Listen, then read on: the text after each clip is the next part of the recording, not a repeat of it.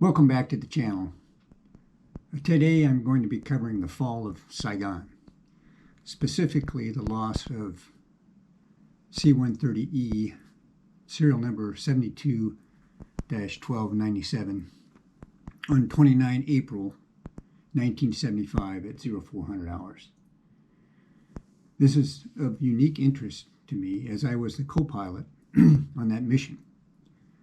I have annotated a URL to an exhaustive PDF in the description below that explains in great detail the fall of Saigon. The final evacuations from South Vietnam, codenamed Operation Frequent Wind, extracted 130,000 people, including Vietnamese citizens.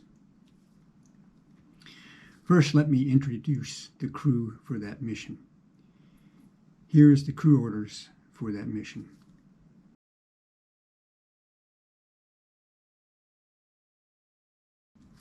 Here is a picture of the crew. The two air policemen that accompanied us, armed with M16s, are also not shown. I never knew their names. They were officially just passengers.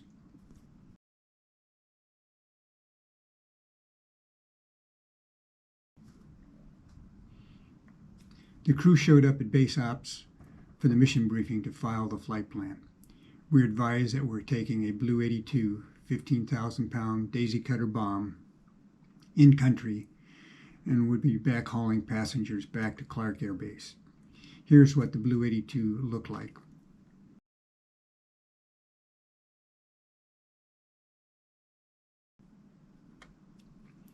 The VNAF were using C-119s to drop the bombs on NVA forces to the north of Saigon. And here's what the C-119 looked like.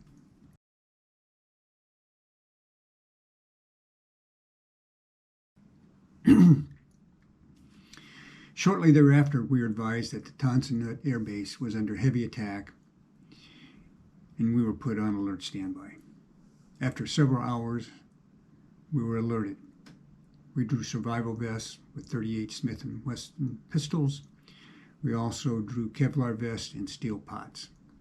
Our C-130 cockpits were heavily shielded with 1-inch ceramic armor around the seats, sidewalls, and floors.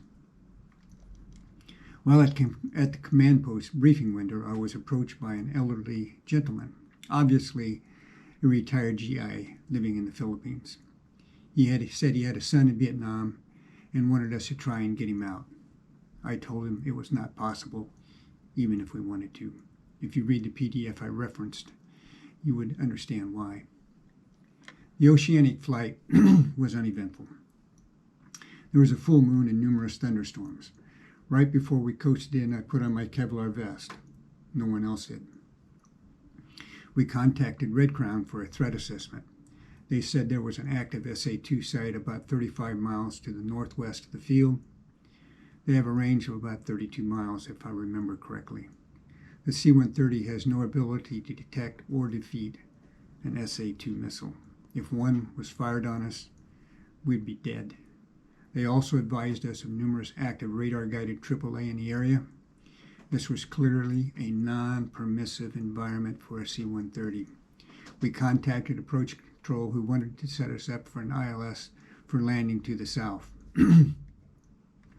I can't remember our altitude at this time, but it was probably around 20,000 feet. We started to pick up white glowing golf balls about 10 miles in front of us, but arcing off and falling away. They were probably 37 millimeters. It did not appear that they were aiming at us. Still, it was very surreal. It was a new experience for me. We decided to perform a standard combat approach to the field. We flew directly over the field and did a tight spiral down, staying within the airfield boundaries.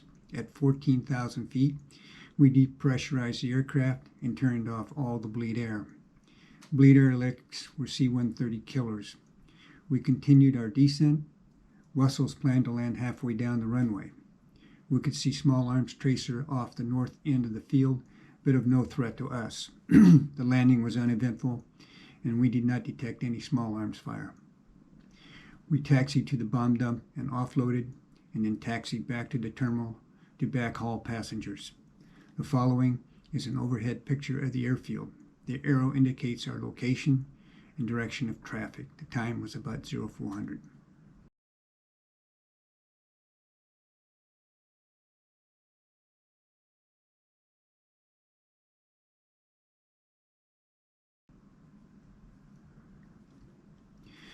From where we were hit by an artillery round to the end of the taxiway was about 3,800 feet or 0.73 miles, according to Google Earth. I remember seeing the first round hit at the very end of the taxiway. It looked like some sort of fireworks. Another new experience for me again. Then another round and another. The rounds were coming exactly down the center line of the taxiway we were on. They were about 30 to 50 feet apart. I remember the flight engineer shouting that we were being rocketed. Wessels stopped the aircraft. We just calmly sat there and watched the rounds precisely come down the taxiway towards us. This was no general barrage. All the rounds came precisely down the center line. It all happened very quickly. It was some feat of artillery precision. The last round I saw hit about 30 feet in front of us, and then the aircraft lunged violently to the left. I do not remember hearing an explosion. It was strong enough that it slammed me into my right armrest and slightly bruised my lower ribs. I shouted, "Gee, damn it." The loadmaster shouted over the intercom that we were hit. Wessels gave the order to evacuate the aircraft. We did not run a checklist.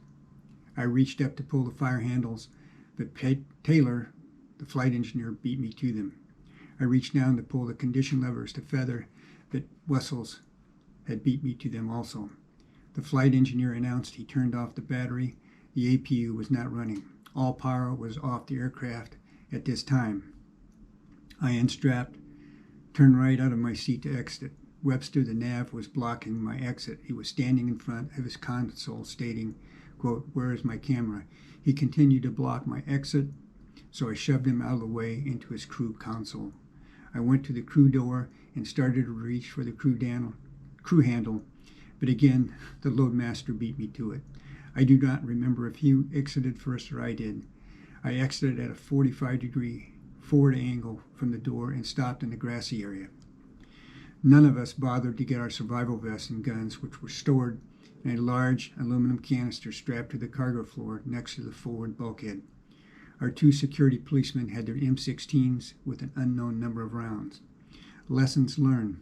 If it is not strapped to you, you will soon be separated from it when the shit hits the fan.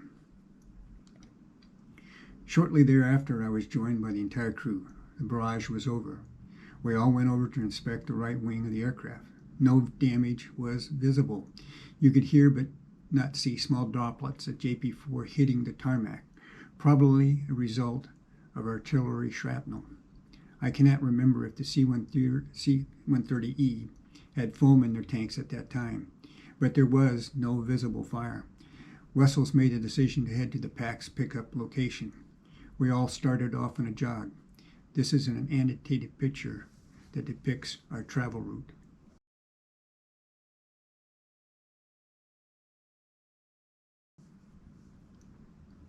We saw a Jeep with armed men around it and ran toward it. It turned out to be the Air Force Combat Control Team. These guys were very cool. While we were talking with them, we came under automatic small arms fire. Again, another new first for me. I crouched down and moved toward the Jeep, as did most of us. A combat control team member shouted to lay down on the tarmac, which we did. I am laying flat down on a sea of concrete with absolutely no protection. You just want to ooze into the concrete. I thought to myself, what am I doing here? But just as the artillery barrage suddenly ended, so did the small arms fire. We all stood back up. No one was injured. We noticed a C-130 in the pickup area. We could not tell if it was one of ours or a VNAF bird. We decided, if the latter, we would take the bird by force if necessary. As we approached the bird, we realized it was a crew from our sister squadron, the 21st TAS. We all jumped on board. We started engines, taxied out, and started the takeoff roll. It seemed like an eternity before I could hear takeoff power applied. I was in the cargo compartment the whole time. Both the paratroop doors were open, which is standard for combat air-land missions, and I could see artillery rounds starting to hit the ground. I went up to the cockpit to see what was going on. I could not believe my eyes. There were literally hundreds of rounds impacting all over the field and the runway. It was amazing that we were not struck on takeoff. I figured that I was dead and went and laid prone down on my back on the cargo floor. I assumed in this situation that we would fly low level, straight ahead, south of the Saigon River, turn left, go feet wet over the ocean, and then climb out. After some time, I went to look out the left paratroop door, which was still open. I could see the airfield below us. We were circling around the field while climbing, which was a normal combat climb. I could see flashes of light all over the airfield. The artillery barrage was still going on, and we were still flying through it. I thought to myself that this war was never going to let go of me. They eventually closed the doors, pressurized the aircraft, and we coasted out for the return trip to Clark. I do not know how much longer it was, but command post had asked us to go back and pick up the combat control team. The reply was that we did not have enough gas. The CC team made it out safely later. I was unaware at the time that a captured A-37 was harassing us during our climb out. No crew members were injured. This is the location where the bird was hit.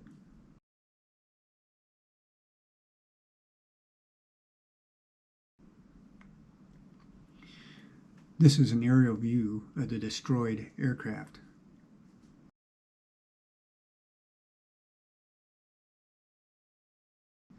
This is a pic of the bird burning after sunrise. We departed while it was still dark.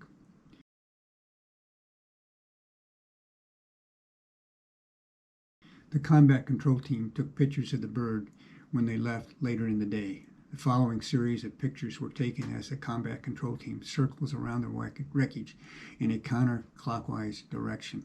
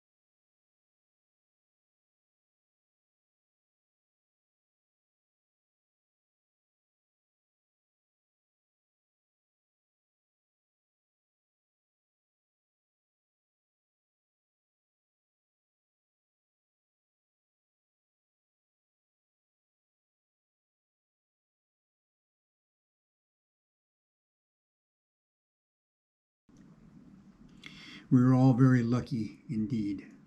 I was later asked to certify that the IFF box had been destroyed. I showed them the pictures. They were satisfied. Just some more trivia of war. I had to declare that my personal issued flight gear was destroyed in combat, so I could be reissued it without making financial reimbursement.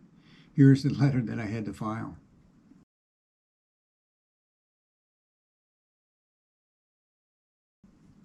Also, I was the one who had signed out all the survival vests and sidearms. I had to declare that they were also lost in combat. We were not held accountable for our lost Kevlar vests and steel pots. I will read some excerpts that pertain to my mission from the United States Air Force Southeast Asian Monograph Series, Volume 4, Monograph 6. It is a very interesting read. Quote, between 0300 and 0330, C-130s landed. All carried high explosives, BLU-82 15,000-pound bombs. They had to unload in the ordnance storage area north of the Tonsonet runways. At 0358, one aircraft was loading with passengers and getting ready to depart. The second was about to start its loading, while the third was taxiing toward the ramp loading area. It never made it. Numerous 122mm rockets began to fall all over Tonsonet, the Defense 76 Attaché Office Complex, and the surrounding area. One of the rockets impacted just under the wing of the taxiing C-130, disabling it instantly and setting the aircraft on fire. Miraculously, no one was severely injured. The crew of the 21st Tactical Airlift Squadron of Clark cleared the burning wreckage quickly, and aided by the supervisor of airlift personnel and security police in the loading area, jumped aboard the empty second aircraft. Here's some comments. It was not rockets, it was artillery. The aircraft was not on fire. It caught on fire well after the crew had escaped. No one was injured, and it was a 776 TAS, not a 21st TAS aircraft. And no ALSI or local security police provided any aid, ever. Back to the narrative. The two remaining planes taxied and took off in the midst of the heavy barrage, which was now beginning to zero in on the Tonsonet Airfield complex. Captain Arthur Milano, a C-130 pilot from Clark Air Base, Philippines, on the ground during the rocket attack, had a ringside seat for the fireworks.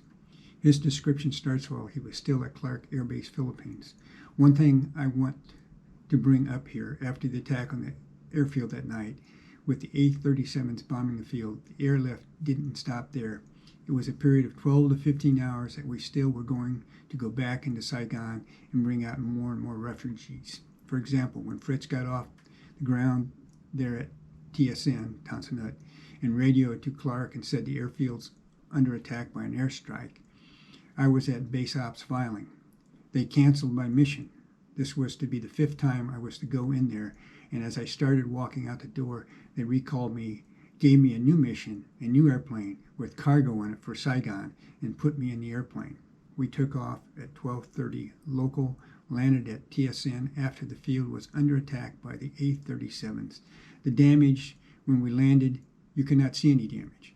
We unloaded our cargo, then we experienced about an hour on the ground at TSN, which at the time I didn't really relish, just sitting there. When we started getting the people on the back of our airplane, I think there were 4 airplanes on the ground, 1 on the takeoff roll. The aircraft rolling was a VNAF C-130. Only 3 USAF C-130s landed at this time. I was sitting there getting loaded, and another guy had just pulled up next to me and opened his ramp and door to receive passengers. Another plane was just pulling off the active. It was at that time 03:58, the morning of 30 April. I know that time, and I will never forget that time. It's when we thought at first it was lightning in the background. You know, the whole sky kind of lit up, and I just said to the co-pilot, "Gee, that thunderstorm is getting a little closer. It's moving toward the field."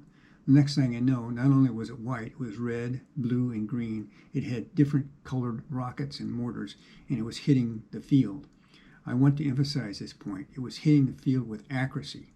They were not just firing to scare us. They immediately hit a fuel truck. They immediately hit the control tower. They immediately hit the airplane that had turned off the runway. The comment, we were not hit after turning off the runway. We were hit while taxiing back from the bomb dump. So back to the narrative.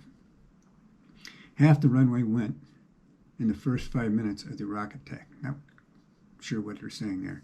When I saw the intensity of the rocket attack and the accuracy with which it was hitting the field, I immediately told the loadmaster, "Let's get the last passengers on." We did. We did not wait for baggage at all. We started taxiing out. We had over 260 people on the airplane. The rockets were hitting to the left, to the right, behind, and in front of us.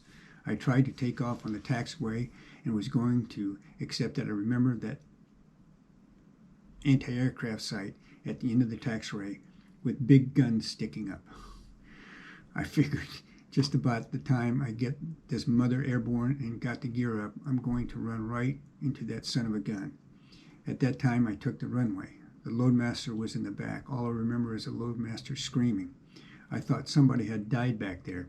We were already in flight, idle, a C-130 power setting normally used only in flight, taxiing down the taxiway. We went to military power and took off with the rockets hitting right behind us, right in front of us, right on the sides. At that time, the USAF C-130 that was hit blew up. Okay, comment. The aircraft never blew up. It just burned. Back to the narrative. Let me tell you, I thought we had lost a crew in that airplane. I didn't see any time for the crew to evacuate. That was Captain Larry Wessels, I believe, that got hit. They got the rocket, hit under the wing, spilling fuel. They recognized the situation immediately and said, "This is it, we're getting out." If they hadn't gotten out when they did, I'm sure they would have been killed in the fire. The bad part was that after we got airborne, we were heavy. We had all those people. The plane on the ground next to me that was waiting for passengers. Wessel's crew ran over to them. They immediately took off behind us.